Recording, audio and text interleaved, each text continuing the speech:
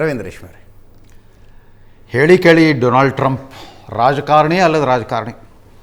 ಅವರು ತಮ್ಮ ಪೂರ್ವಾಶ್ರಮದಲ್ಲಿ ಒಂದು ಕಸಿನೋ ಜೂಜಾಟದ ಅಡ್ಡೆಗಳ ಮಾಲೀಕರಾಗಿದ್ದರು, ರಿಯಲ್ ಎಸ್ಟೇಟ್ ಬಿಸ್ನೆಸ್ ಮಾಡ್ತಾಯಿದ್ರು.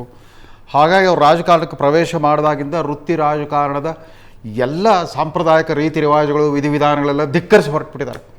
ಅವರು ಮೊದಲನೇ ಬಾರಿ ಅಧ್ಯಕ್ಷನಾದಾಗಲೂ ಅಷ್ಟೇ, ಎರಡನೇ ಬಾರಿ ಅಧ್ಯಕ್ಷೀಯ ಚುನಾವಣಾ ಪ್ರಚಾರದಲ್ಲೂ ಅಷ್ಟೇ ವೃತ್ತಿ ರಾಜಕಾರಣಿಗಳ ದೌರ್ಬಲ್ಯಗಳು ಮತ್ತು ಅವರ ದ್ವಂದ್ವಗಳನ್ನು ಇಟ್ಕೊಂಡು ಅದನ್ನೇ ಅವರು ಸರ್ಕ್ ಮಾಡ್ಕೊಂಡ್ಬಿಟ್ಟು ಹಿನಾಯಮಾನ ಹಂಗಿಸ್ತಾ ಬಂದ್ಬಿಟ್ರು. ಅವ್ರು ಹೊಸ ಬ್ಯಾಂಕ್, ತಮ್ಮ ಮತ ಬ್ಯಾಂಕ್ ಸೃಷ್ಟಿ ಮಾಡ್ಕೊಂಡಿದ್ದಾರೆ. ಈ ಪ್ರೊಫೆಷನಲ್ ಪಾಲಿಟಿಷಿಯನ್ಸ್ನ ಹಂಗಿಸಿ ಹೀಯಾಳಿಸಿ ಗೇಲಿ ಮಾಡಿ ಮಾಡಿ ಮಾಡಿ ಮಾಡಿ ಒಂದು ವೋಟ್ ಬ್ಯಾಂಕ್ ಸೃಷ್ಟಿ ಮಾಡ್ಕೊಂಡಿದ್ರು. ಈಗ ಆಶ್ಚರ್ಯ ಅನ್ನಿಸ್ತಿರೋದು, ಏಪ್ರಿಲ್ 1ರಿಂದ ತಾರೀಫ್ ವಾರ್ ಶುರು ಮಾಡಿದ ಈ ಡೊನಾಲ್ಡ್ ಟ್ರಂಪ್ ಇದ್ದಕ್ಕಿದ್ದಂತೆ ಕ್ರೆಡಿಟ್ ವಾರ್ಗೆ ಯಾಕೆ ಎಂಟ್ರಿ ಕೊಟ್ಟರು ಅಂತೇಳಿ. ಓಕೆ, ಆಮೇಲೆ ಒಬ್ಬ ಅಧ್ಯಕ್ಷ, ಅಮೇರಿಕದ ಅಧ್ಯಕ್ಷ, 249 ವರ್ಷಗಳ ಇತಿಹಾಸ, ಮುಂದಿನ ವರ್ಷಕ್ಕೆ 250 ವರ್ಷಗಳಾಗತ್ತೆ ಅಮೇರಿಕ ಸ್ವತಂತ್ರ ಆಗಿಬಿಟ್ಟು. 250 ವರ್ಷಗಳ ಇತಿಹಾಸ ಇರೋದು ಪ್ರಜಾಪ್ರಭುತ್ವ ರಾಷ್ಟ್ರದ ಅಧ್ಯಕ್ಷ ಈ ರೀತಿ ಐಲ್ ದೊರೆ ಥರ ಶುದ್ಧ ಉಡಾಫೆ. ಆ ಭಾಷೆ ಕೂಡ ನೋಡಿ, ಆ ಒಕ್ಕಣಿಕೆ ಹೆಂಗಿತ್ತು. ಅವ್ರು 2 ಸಾರಿ ಟ್ವೀಟ್ ಮಾಡಿದ್ರಲ್ಲ, ನಮ್ಮ RTI ಕಾರ್ಯಕರ್ತರು ಆಗಾಗ ಮಾಡ್ತಿರ್ತಾರೆ ಸೋಷಿಯಲ್ ಮೀಡಿಯಾ ಬಂಕರ್ನಲ್ಲಿ ಕೂತ್ಕೊಂಡ್ಬಿಟ್ಟು ಉಡಾಫೆ ಹೇಳಿಕೆಗಳು ಕೊಡೋದು, ಆ ರೀತಿ ಕೊಟ್ಟರು. ಅದಕ್ಕಿಂತ ಹೆಚ್ಚಾಗಿ ಭಾರತ ಮತ್ತು ಪಾಕಿಸ್ತಾನ ಸರಿಸಮಾನ ರೀತಿಯಲ್ಲಿ ಎರಡೂ ರಾಷ್ಟ್ರಗಳ ನಾಯಕತ್ವ ಅಪಾರವಾದ ಬುದ್ಧಿಮತ್ತಿಕೆ ಮತ್ತು ಪ್ರಬುದ್ಧತೆಯನ್ನು ಪ್ರದರ್ಶಿಸ್ಬಿಟ್ಟಿದೆ ಅಂತಂದ್ಬಿಟ್ಟು ಕಾಮನ್ ಸೆನ್ಸು ಮತ್ತು ಗ್ರೇಟ್ ಇಂಟೆಲಿಜೆನ್ಸ್ ತೋರಿಸ್ಬಿಟ್ಟಿದ್ದಾರೆ. ಸಮತೂಕದಲ್ಲಿ ಅವ್ರು ನೋಡ್ತಾ ಇದ್ದಾರಲ್ಲ, ಆ ದೃಷ್ಟಿಕೋನ ಅರ್ಥವಾಗ್ತಾ ಇಲ್ಲ ನನಗೆ. ಅವರಿಬ್ಬರು ಸಮಾನವಾಗಿ ಮಿತ್ರರು ಅಂತ ಅದು ಬೇರೆ ಹೇಳಿದ್ರು, ಅದು ಬೇರೆ ಸೇರಿಸ್ತಾ ಇದ್ರು. ಇದುವರೆಗೂ ನಮಗೇನು ಡೌಟೇ ಇರ್ತಿರಲಿಲ್ಲ, ಇಂಡಿಯಾ ಪಾಕಿಸ್ತಾನ ಯುದ್ಧ ಆಗಲಿಲ್ಲ, ಪಾಕಿಸ್ತಾನ ಪರವಾಗಿ ಅಮೇರಿಕ ನಿಂತ್ಕೊಳ್ತಾ ಇದ್ರು. ಆದರೆ ಈ ಸಾರಿ ಹಾಗಿಲ್ಲ, ಇವರು ಆ ಕಡೆ ಈ ಕಡೆ ಒಂದೇ ತಕ್ಕಡೆಯಲ್ಲಿ ಇಟ್ಟು ತಗೋ ಪ್ರಯತ್ನ ಮಾಡ್ತಾ ಇದ್ದಾರೆ ಟ್ರಂಪ್. ಹೀಗಾಗಿ ಆಮೇಲೆ ಕದನ ವಿರಾಮ ಒಪ್ಕೊಂಡಿದ್ದು ಅದೇನು ಭಾಳ ಘೋರವಾದ ಅವಮಾನ ಅಲ್ಲ. ನಮ್ಮ ಪ್ರತಿಷ್ಠೆಗೆ ಏನು ಅದರಿಂದ ಮುಕ್ಕಾಗಬೇಕಾಗಿಲ್ಲ. ನಾವು ಮಾಡಿದ್ದೆಲ್ಲ ಮಾಡಿ ನಮ್ಮ ಶಕ್ತಿ ಪ್ರದರ್ಶನ ಮಾಡಿ ತೋರಿಸಿದ್ದಾಗಿದೆ. ಯಾವಾಗಲೂ ಕದನ ಘೋಷಣೆ ಮಾಡಲಿಕ್ಕೆ ಎದುಗಾರಿಕೆ ಬೇಕು, ಕದನ ವಿರಾಮಕ್ಕೆ ಒಂದು ಧೀಮಂತಿಕೆ ಬೇಕು. ಇದು ಯಾಕಂದರೆ ಇದೇ ಮಾತನ್ನು ಲಾಲ್ ಬಹದ್ದೂರ್ ಶಾಸ್ತ್ರಿ ಅವ್ರು ಹೇಳ್ಬೋದು. ಲಾಲ್ ಬಹದ್ದೂರ್ ಶಾಸ್ತ್ರಿ ಅವ್ರ ಕಾಲದಲ್ಲಂತೂ ಆಲ್ಮೋಸ್ಟ್ ಲಾಹೋರ್ ಆಕ್ರಮಿಸ್ಕೊಳ್ಳೋ ಮಟ್ಟಕ್ಕೆ ಹೋಗಿತ್ತು ನಮ್ಮ ಸೇನೆ.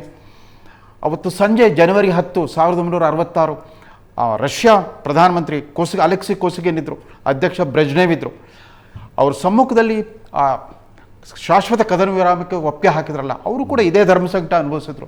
ಅರೆ ನಾವು ಆಗಲೇ ಗೆದ್ದು ಬಿಟ್ಟಿದ್ದೀವಿ, ಮತ್ತು ನಮ್ಮ ದೇಶದ ಜನ ಏನು ಗೆಲ್ಲೋದನ್ನು ಕೈ ಬಿಟ್ಬಿಟ್ಟು ಮತ್ತು ಸೋಲನ್ನು ನಾವಾಗಲೇ ಆಹ್ವಾನಿಸ್ಕೊಂಡ್ವಾ ಅಂತ ಅಂದ್ಕೊಳ್ತಾರನ್ನೋ ಕಳವಳ ಅವತ್ತು ಶಾಸ್ತ್ರಿ ಅವ್ರಿಗೆ ಭಾಳಷ್ಟು ಕಾಡಿರ್ಬೇಕು.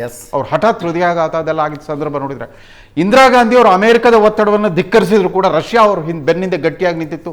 ಬಾಂಗ್ಲಾದೇಶ್ ವಿಮೋಚನಾ ಸಮರದಲ್ಲಿ ಕೂಡ ಸಿಮ್ಲಾ ಮಾತುಕತೆಗೆ ಭುಟ್ಟೋ ಬಂದಾಗ ಅವ್ರು ಏನು ಬಾರ್ಗೇನ್ ಮಾಡಿದ್ರು. ಇಂದಿರಾ ಗಾಂಧಿ ಅವ್ರು ಕೇಳಿದರು, ನಮಗೆ POK ಬಿಟ್ಕೊಟ್ಬಿಡಿ, ನಾವು ನಿಮ್ಮ 93,000 ಜನ ಯುದ್ಧ ಕೈದಿಗಳನ್ನು ವಾಪಸ್ ಕಳಿಸ್ತೀವಿ ಅಂತಂದಾಗ ಅವ್ರು ಏನಾಗೋ ಜಡ್ಡೆ ಬುಟ್ಟೋ ಏನು ಹೇಳ್ತಾರೆ ಅಂತಂದರೆ, ಅಯ್ಯೋ ಈ 93,000 ಹೇಡಿಗಳು ನಿಮ್ಗೆ ಶರಣಾಗತ್ರ, ಅವ್ರನ್ನ ಕಟ್ಕೊಂಡು ನಾನೇನು ಮಾಡಲಿ, ಅವ್ರು ನೀವೇ ಇಟ್ಕೊಳ್ಳಿ, ನಾನು POK ಮಾತ್ರ ಬಿಟ್ಕೊಡಲ್ಲ ಅಂತ, ಯಾವುದೇ ಒಪ್ಪಂದಕ್ಕೆ ಸೈನ್ ಹಾಕಲ್ಲ ಅಂತ ವಾಪಸ್ ಬಂದ್ಬಿಟ್ಟು ತಮ್ಮ ಮಗಳನ್ನ ಕರ್ಕೊಂಡು ಹೋಗಿದ್ರು.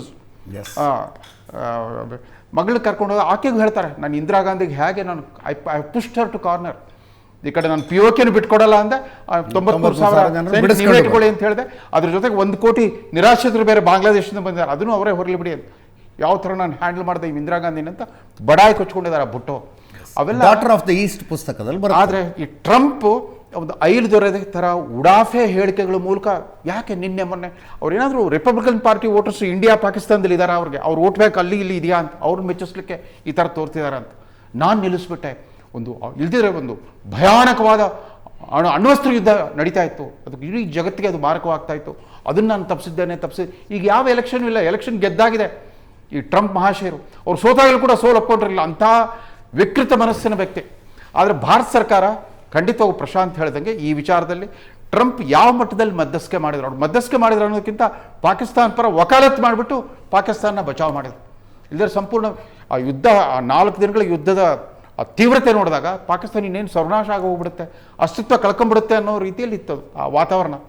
ಆ ಟೆಂಪೋ ಕಡಿಮೆ ಮಾಡಿದ್ರಲ್ಲ, ಬಹುಶಃ ಪಾಕಿಸ್ತಾನದ ಪರವಾಗಿ ವಕಾಲತ್ ಮಾಡಿದ್ದಾರೆ.